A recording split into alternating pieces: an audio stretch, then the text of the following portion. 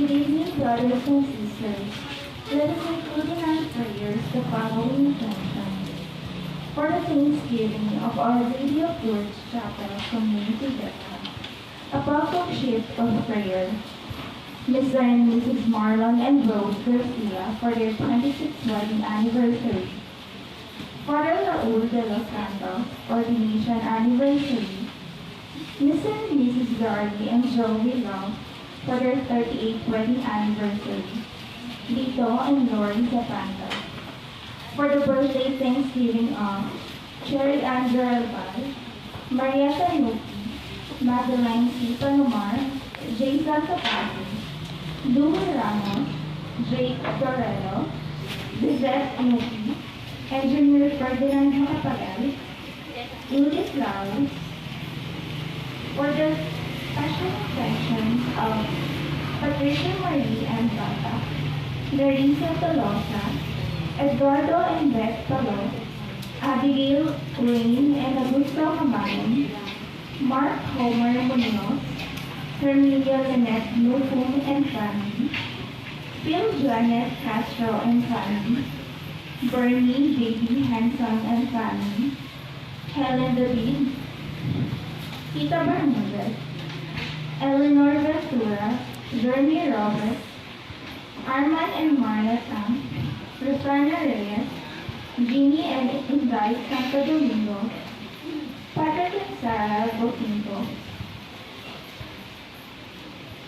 For the good health, speedy recovery of Zane Marie Chandri, Astra Luis Cabral, Francisco Magsaco, Shana Athena Martinez, Rosita De Lumboy, Domingo Macapagal Ramos, Banjo Serrano, Edeline Angeles Gordon, Shaira Ponce, Edilberto Boyong Pineda, Manolito Pasion, Tracy Webster, Maria Christine M. Santos, Maria Regina Dizon, Enya George, Rosalita B. Torres, Angelito Miguel, Divina Gracia Carbunco, Edel Omlas, Gloria Pandillo, Ernesto Dizon, and those whom we pray for healing.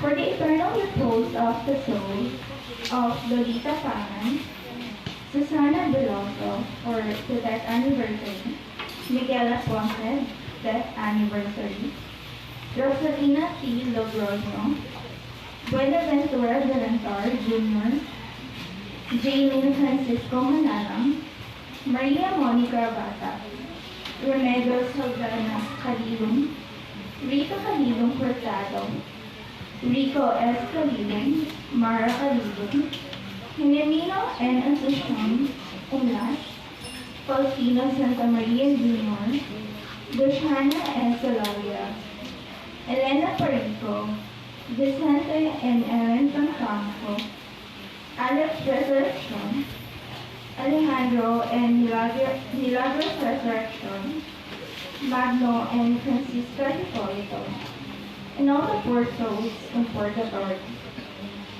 Together with our Mass Presider, Reverend Father Deca Galang, let us all stand and glorify the Lord by singing the anthem hymn.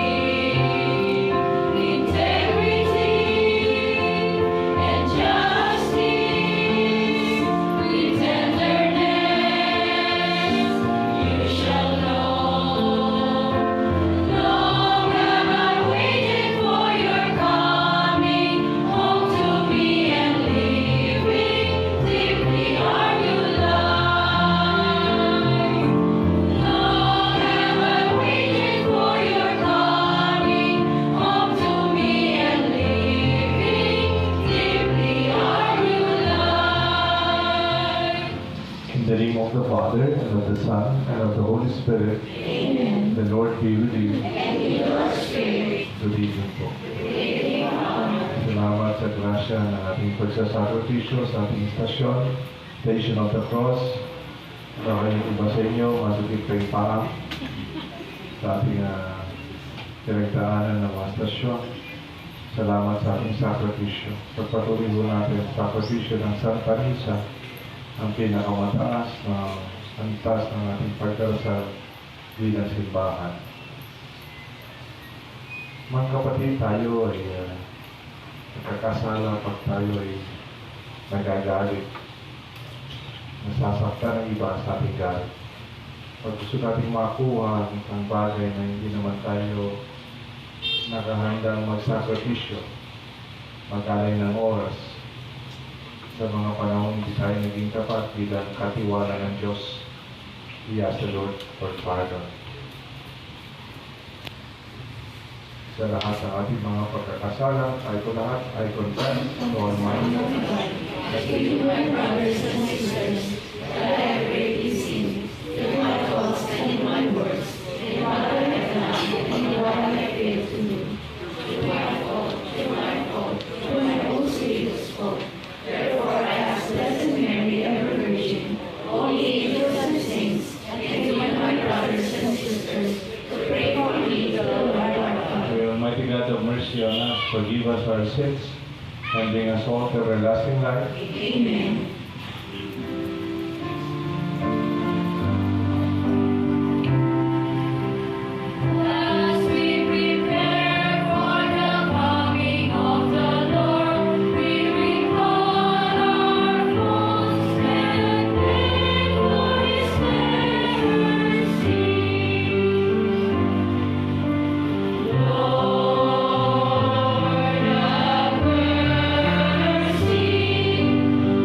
Lord,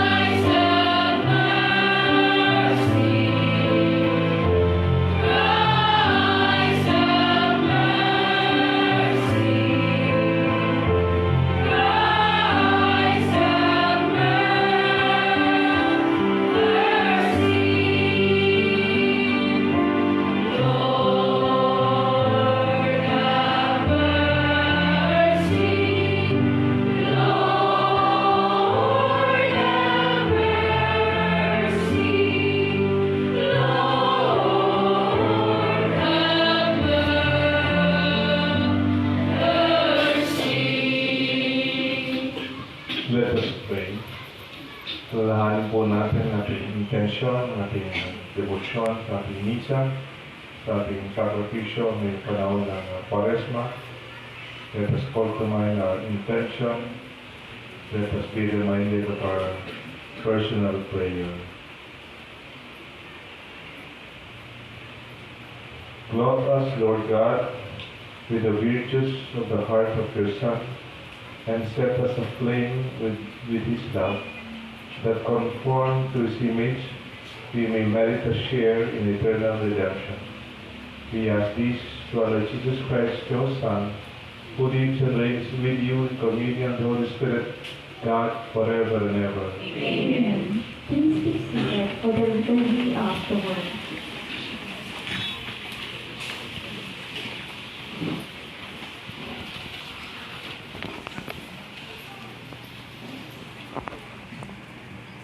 Reading from the book of Genesis. Israel loved Joseph best of all his sons, for he was the child of his old age, and he had made him a long tunic. When his brothers saw that their father loved him best of all his sons, they hated him so much that they would not even greet him.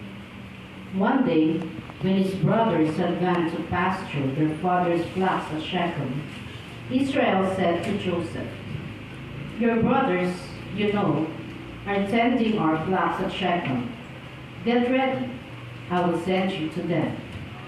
So Joseph went after his brothers and caught up with them in Dothan. They noticed him from a distance, and before he came up to them, they plotted to kill him. They said to one another, "Here comes that master dreamer. Come on, let us kill him and throw him into one of the cisterns here. We could say that a wild beast devoured him. We shall then see what comes of his dreams." When Reuben heard this, he tried to save him from their hands, saying, "We must not take his life." Instead of shedding blood, he continued, "Just throw him into that cistern there in the desert, but do not kill him outright." His purpose was to rescue him from their hands and return him to his father. So when Joseph came up to them, they stripped him of the long tunic he had on. Then they took him and threw him into the cistern, which was empty and dry. They then sat down to their meal. Looking up, they saw a caravan of Ishmaelites coming from Gilead, their camels laden with gum, balm, and resin to be taken down to Egypt. Judah said to his brothers, "What is to be gained by killing our brother and concealing his blood? Rather, let us sell him to these Ishmaelites instead of doing away with him ourselves. After all, he is our brother, our own flesh." His brothers agreed. They sold Joseph to the Ishmaelites for 20 pieces of silver. The word of the Lord. Thanks be to God. Responsorial song.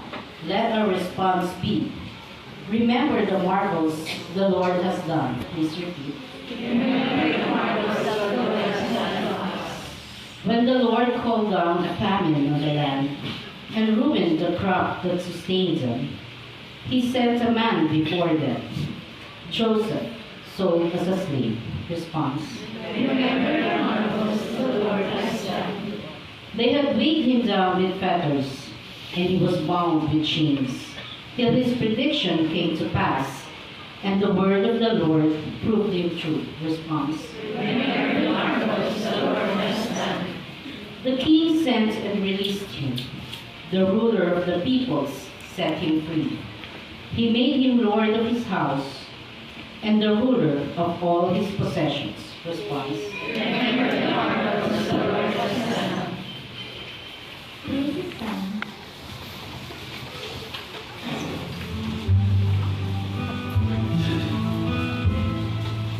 Glory and praise to you, Lord Jesus Christ.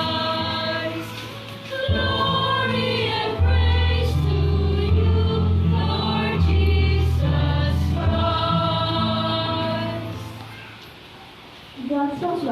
world that he gave his only begotten Son, so that everyone who believes in him may have eternal life.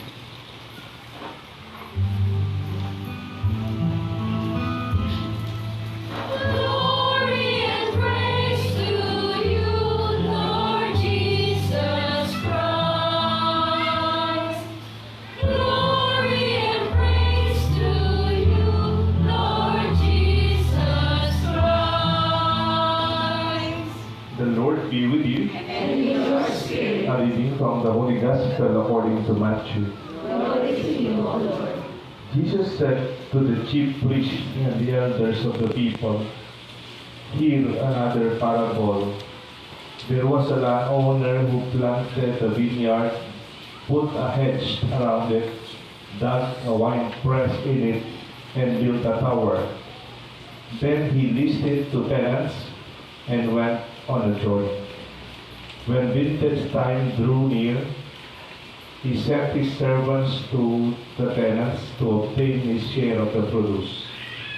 But the tenants seized the servants, and one they beat, another they killed, and the third they stoned.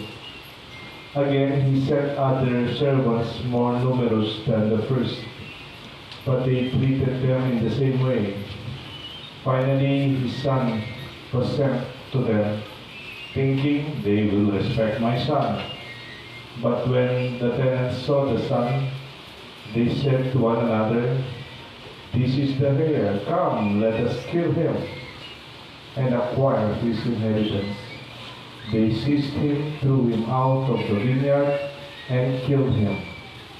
What will the owner of the vineyard do to his tenants when he comes?" They answered him, "He will put this wretched man to a wretched death, and lease his vineyard to other tenants who will give him the produce and the proper time." Jesus said to them, "Did you never read the scriptures? The stone that the builders rejected has become the cornerstone, and the Lord has this be done, and it is wonderful in our eyes. Therefore I say to you, the kingdom of God will be taken away from you and be given to a people that will produce its fruits." When the chief priests and the Pharisees heard this parable, they knew that he was speaking about them. And although they were attempting to arrest him, they feared the crowd, for they regarded him as a prophet. My dear friends, the Gospel of the Lord. Praise to you, Lord Jesus Christ. Please be seated.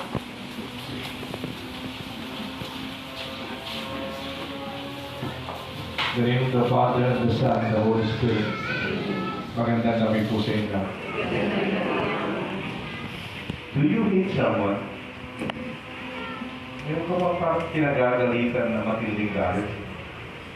Pag nakikita mo, tumatas ang presyon mo, tapos lumalat yung butas ng ilong mo, tapos tumatas yung kilay mo. Meron ba ganun? Pwede, di ba? Hate ang tawag niya. Yung mga kapatid ng first reading, si Joseph, yung labing isang kapatid niya, they hated him. They hated him. Sa Tagalog yung hate, Margot. Hate. Kinasusuklaman. Kinamumuhihan. Yan. Yan. Mahirap sa Tagalog pa. Mahirap sa sopa. Kinamumuhihan. Mahirap sa sopa. Challenge. Pero, kinasusuklaman, pwede pa. Dahil galit na galit sila, parang hindi maganda yung nangyari. Kasi hatred is a feeling. And then later on, it can become violent. Even in the gospel, biro mo sipag-sipag nung may-ari ng lupa. Nagtanim siya ng ubas.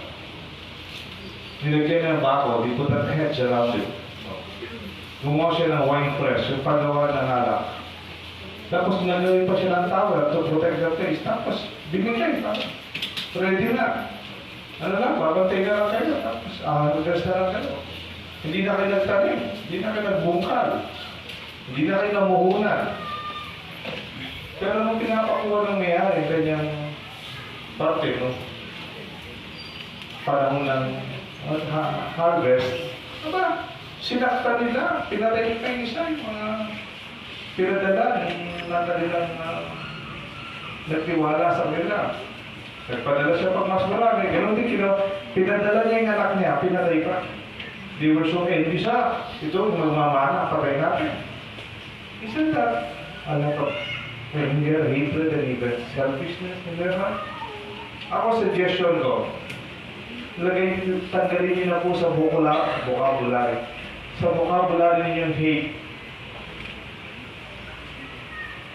Ako, matagal ko nang hindi ginagamit yung salitang hate.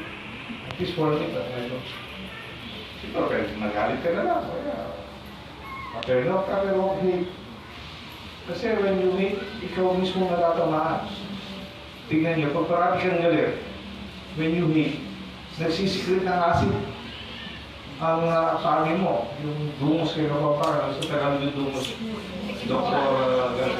Sikmura. Pag nagagalit ka, nagpapalawas na nagsisikrit ng acid ang sikmura mo. Kaya minsan, pag galit na galit ka, masakit ang sikmura mo. Kasi lumalabas yung acid gigigil ka. At pag madala siya, magkakaulsya ka.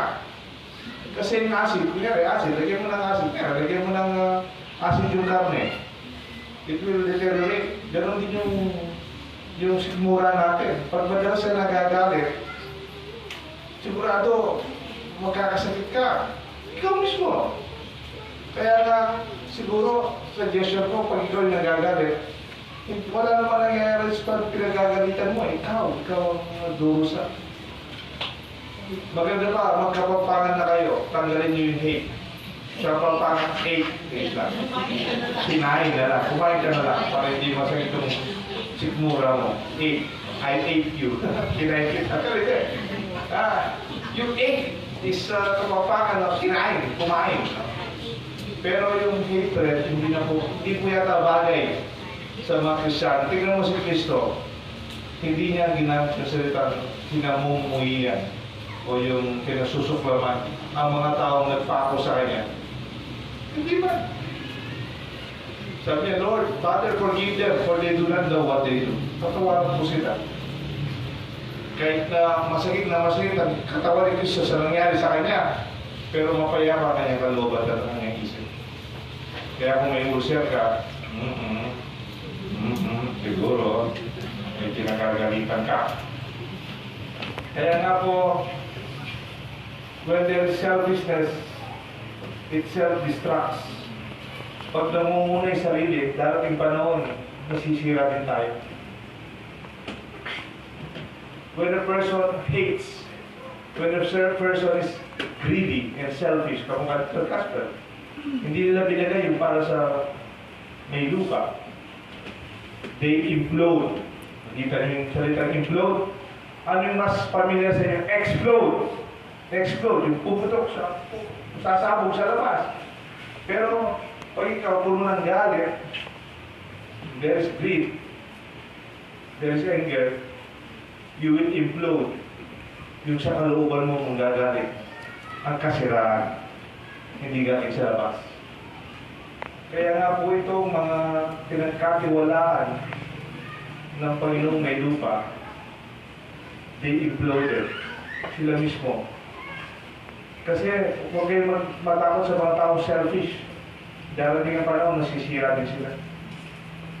Darating panahon, they will implode out of their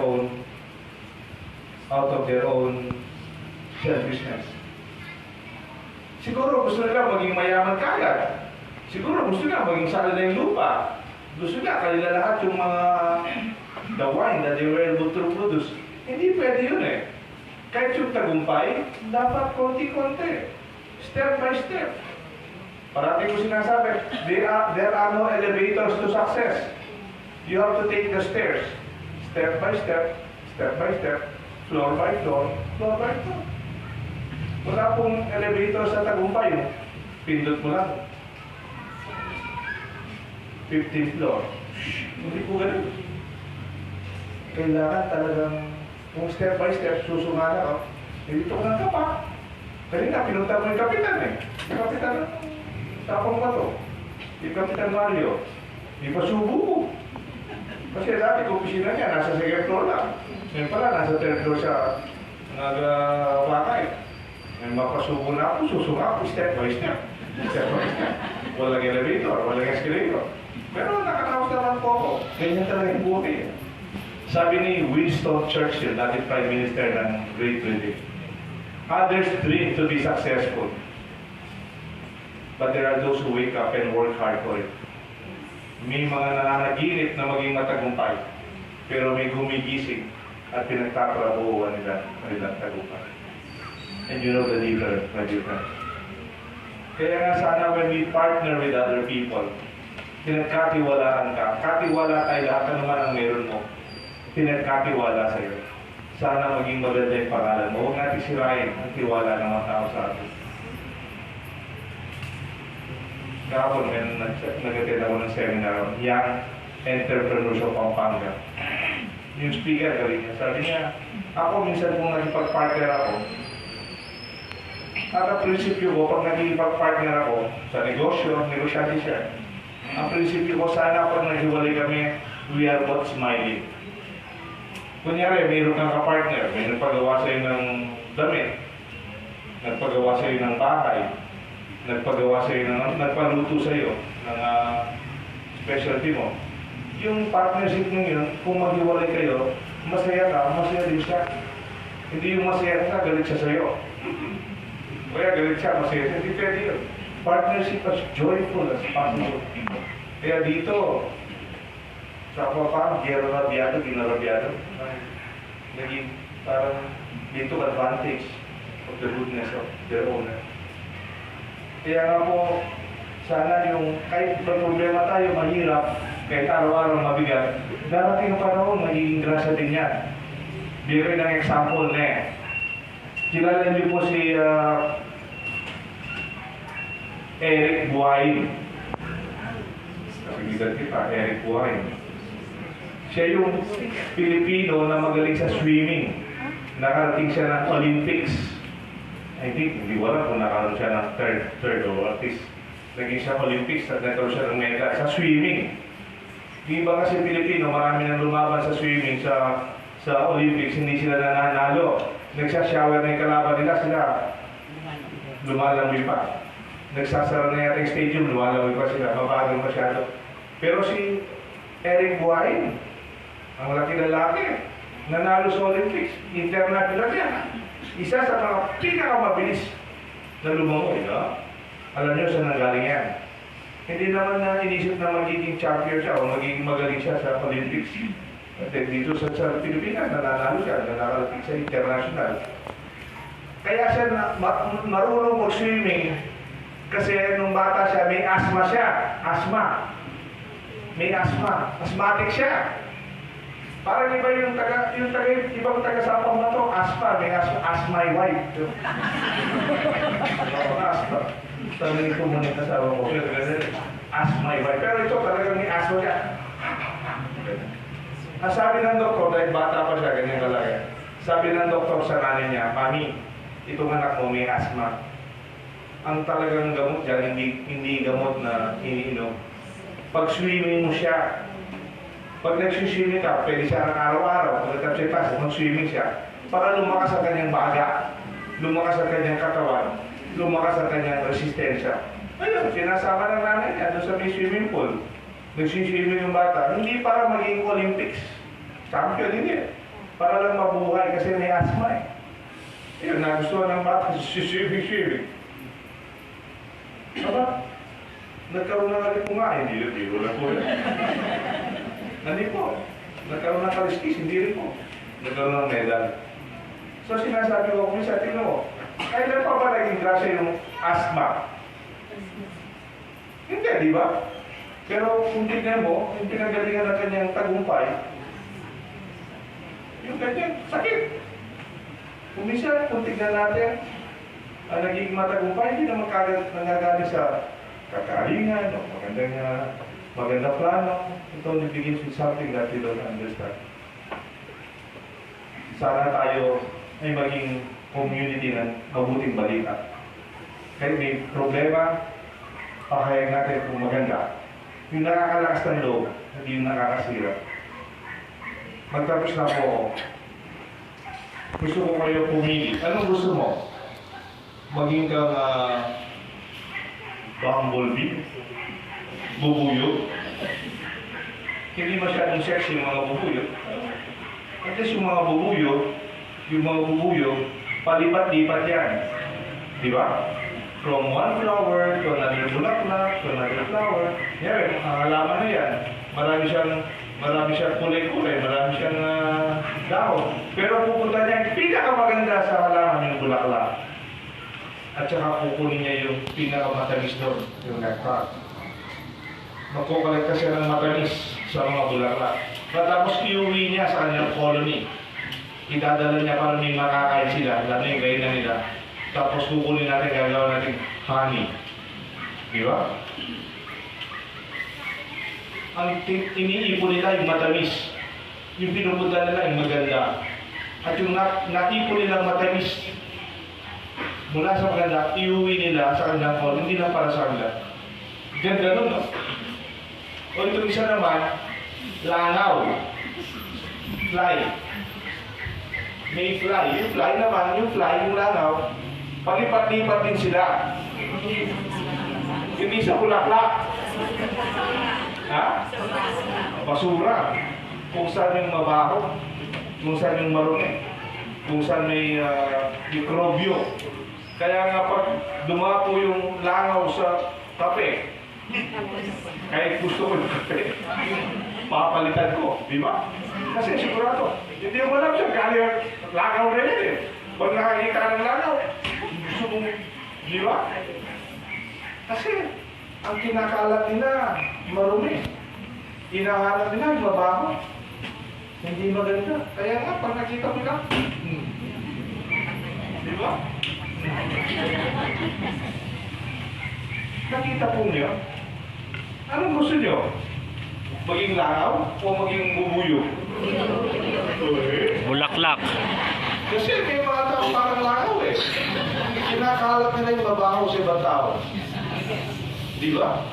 Hindi ko naman sinasabing mamarites sila, pero papunta-punta sila sa iba't ibang bahay. Kinakalat nila yung kwento ng ibang may kwento. Oh, di ba?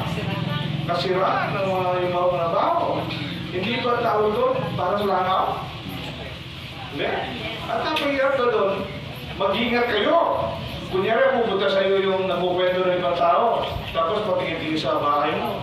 Pagkalis ikaw naman, ang pukwento niya. Bahay nila, sabi niya, pag in-entertain mo siya, bakit ka nakakasigurado na siya hindi ka rin ikukwento? Di ba? Kasi langaw siya. Sana maging bubuyo tayo. Piliin natin yung pinakamaganda. Kahit hindi masyadong imperfect, it's not perfect. We choose the flowers. The colorful, the beautiful, the sweet, the nectar. And we bring it home to our community. Ito mabuting balita. Marami po tayong problema, maraming mahirap. Pero pinipili natin ang mabuting balita. And let this be our good news. Let this be our inspiration for us. Tagalin muna natin yung hate. Tagalin muna natin yung galit. Pati yung kalooban natin, gusto natin mag-instant yung tagumpay. Kailangan anak, gusto mo maging matagumpay, anak, hinay-hinay lang yan. Konti-konti. Slow by slow, makakarating din tayo dyan. Itong ating panalangin, itong ating panalangin sa bawat isa. Sa lahat ng Ama, ng Anak, ng Banal na Espiritu. Tumayo na po yung mga bubuyog.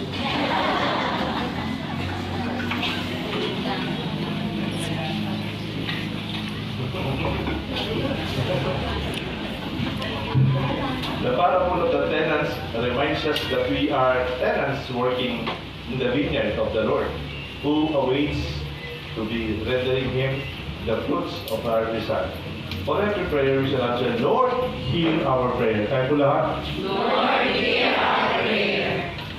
Grant that the rich and their powerful may remember that they are simply tenants, in the vineyard of the Lord, the true owner to whom they must render an account. We pray. Lord, hear our prayer. Grant that the patrimony of the country that may not fall into the hands of the greedy and the violent who think everything is for their taking. We pray. Lord, hear our prayer. Grant that the church and her ministries to whom the vineyard is entrusted may give the Lord the produce at the proper time. We pray. Lord, hear our prayer. Grant that as the Lord's choice binds, we may give back to the Lord the fruits of the righteousness, justice, and peace. We pray. Lord, hear our prayer. Grant that we may forsake avarice and the envy that leads to murder, corruption, and the other forms of violence. We pray. Lord, hear our prayer. Let us pray for the urgent concern of our community and our personal intention. We pray. Lord, hear Our prayer. Father, help us to take responsibility to the charge that you have given us, to rely in your help and in the flexible yet firm in making the right choices, that we may prove to be your faithful stewards and servants. We ask this through Christ our Lord. Amen. Please be seated.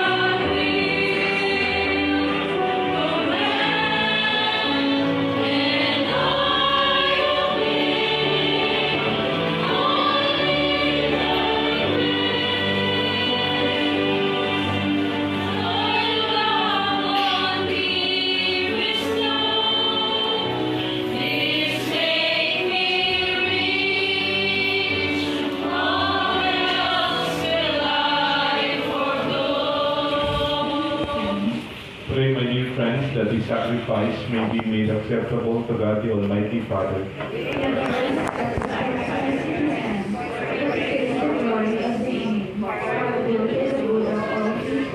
O God, Father of mercies, who because of your great love with which you loved us, the untold goodness, gave us your only begotten Son, grant that we pray that being perfectly united with him, we may offer you worthy homage.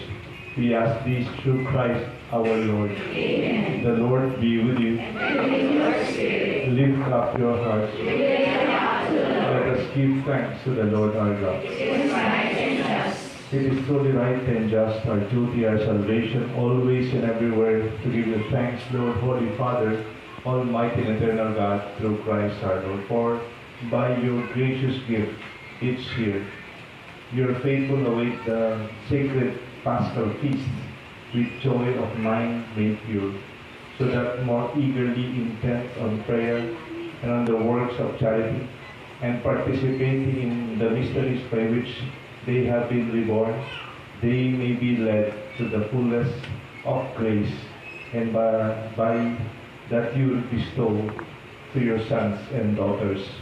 And so with angels and archangels, with thrones and dominions, with all the hosts and the powers of heaven, we sing the hymn of your glories without end. We pray.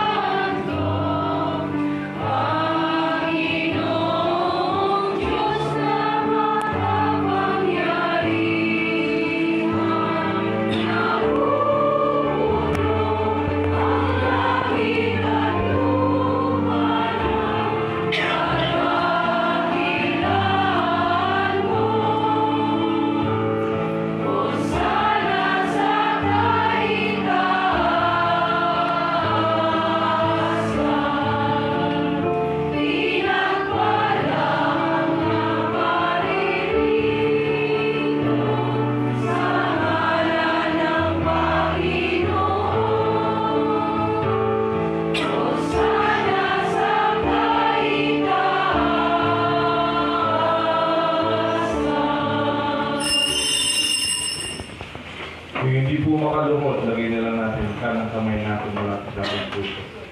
You are indeed holy, O Lord, the fount of all holiness. Make holy, therefore, this gift, we pray, by sending down your Spirit upon them like a dew fall, that they may become for us the body and blood of our Lord Jesus Christ. At the time he was betrayed and entered willingly into his passion, he took bread, giving thanks, broke it, and gave it to his disciples, saying, Take this, all of you, and eat of it, for this is my body, which would be given up for you.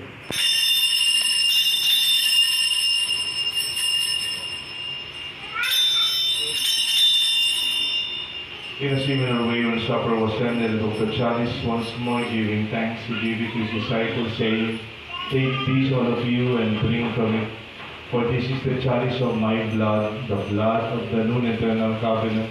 It will be shed for you and for many, for the forgiveness of sins. Do this in memory of me.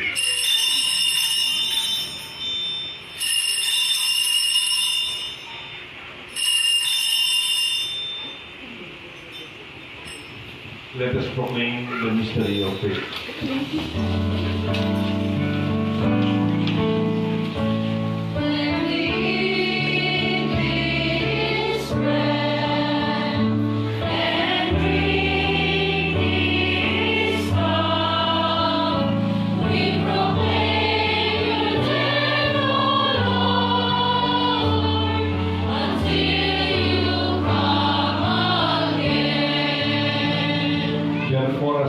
Celebrate the memorial of his death and resurrection, we offer you, Lord, the bread of life and the chalice of salvation, giving thanks that you have held us worthy to be in your presence and minister to you. Humbly we pray that partaking of the body and blood of Christ, we may be gathered into one by the Holy Spirit. Remember, Lord, your church spread throughout the world, and bring her to the fullness of charity, together with Francis, our Pope, Florentino, our Archbishop, and all the clergy. Lord, we offer to you the prayers of our community here at Deca, Our Lady of Lourdes Chapel community. Bless us, Lord, with the grace of our desire to serve you. We, your servants, your stewards of the grace that you have entrusted to us. Bless each and every one of us, O Lord, who participated in the Station of the Cross, who sacrificed their time and effort. Bless them and bring them with them the grace of your love. Remember also our brothers or sisters who have fallen asleep in the hope of the resurrection, and those who have died in your mercy. Welcome them into the light of your face. Have mercy on us, we pray, with the Blessed Virgin Mary, Our Lady of Lourdes, Saint Joseph, her spouse, with the blessed apostles and all the saints of issue throughout the ages, we may merit to be co-heirs to eternal life, and may praise and glorify you through your Son, Jesus Christ. Through him, and with him, and in him. O God, Almighty Father, the unity of the Holy Spirit, all glory and honor is yours, forever and ever.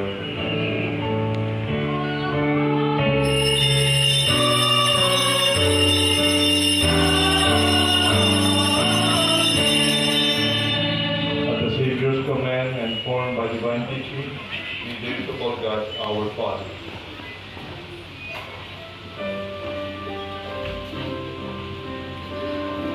Our Father, who art in heaven,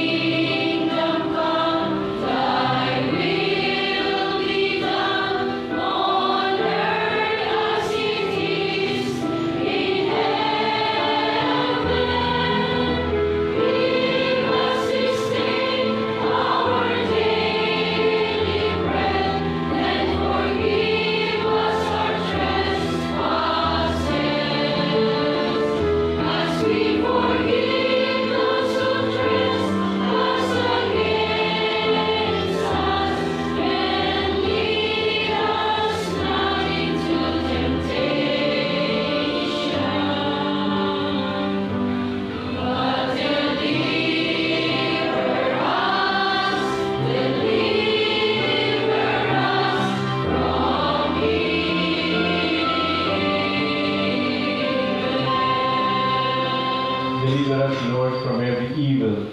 Graciously grant peace in our days. In your mercy, keep us free from sin and safe from all distress, as we await the blessed hope and the coming of our Savior, Jesus Christ. Lord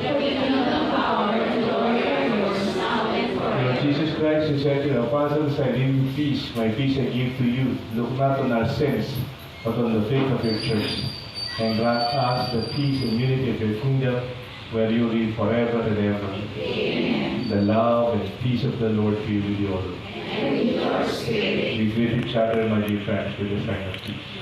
Peace be with you. Peace be with you. Peace be with you. Peace be with you. Peace be with you. Peace be with you.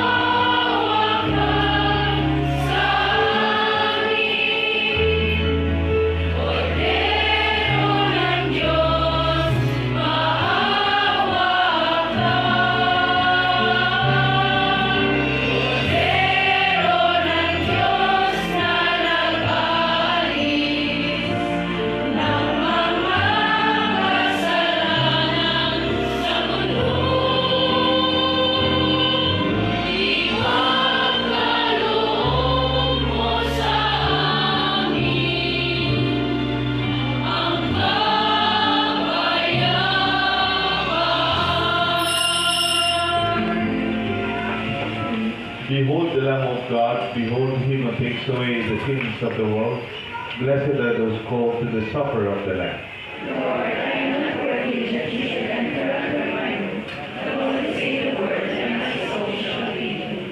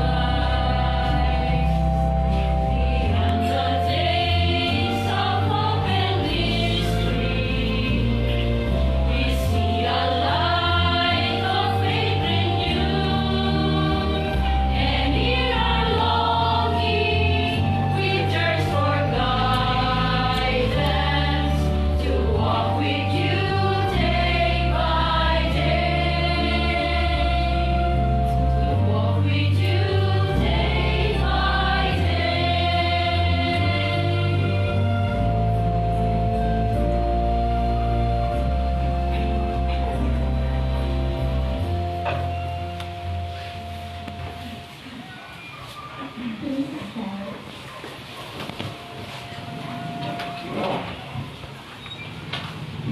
Let us pray. Made partakers in your sacrament of charity, we humbly implore your mercy, Lord, that we may be conformed to Christ on earth and merit to be co-heirs of His glory in heaven. We ask this through Christ our Lord. Amen. Ang Diyos na po ang magpasalamat sa ating mga sakripisyo sa ating Station of the Cross. Yung mga nagpasa, yung mga nag-lead, mga nag-step up ng sound system, yung mga nag-serve ng nights, yung mga kumanta, yung mga nag-organize, mga nag-tuwing na tubig dyan. Salamat po sa inyo lahat. At tawag na po natin parapakan, bawal daw po malakpak. Bawal daw eh. Ano na lang, malakpak. Hindi lang po, bawal daw. 10 season daw. Mga tayo mo malakpak. So, ang susunod nating Station of the Cross, I hope makapag-participate po tayo sa Margot. Saan ang room siya doon? Sa Barangay Hall. Ikot po dun sa harap ng chapel, pababa. Lalabas po tayo natin sa school. Okay. Tapos yung misa pa rin natin sa chapel. Okay? So, kita-kits sa Barangay Hall. Okay? Mga 4:30? 4:30. Tapos misa po tayo. So, again, salamat po ako sa ating mga host, Our Lady of Lourdes. Pag nag-misa akong linggo, hindi mo ganito magdali. Pero pag biyernes, mas magaling na yun. Di ba na lang natin biyernes yung misa natin yan? Magagaling po siya. So, salamat po. The Lord be with you. We bow our heads for the prayer and blessing. Grant your people, O Lord, we pray, health of mind and body, that may, by constancy in good deeds, they may always merit the defense of your protection. We ask this through Christ our Lord. Amen. May the blessings of Almighty God rest upon you and your family, the Father, and the Son, and the Holy Spirit. Amen. Remove hatred in your heart. Even with difficulties, always proclaim what is beautiful, what is wonderful, and true. Our Mass is offered. Thanks be to God.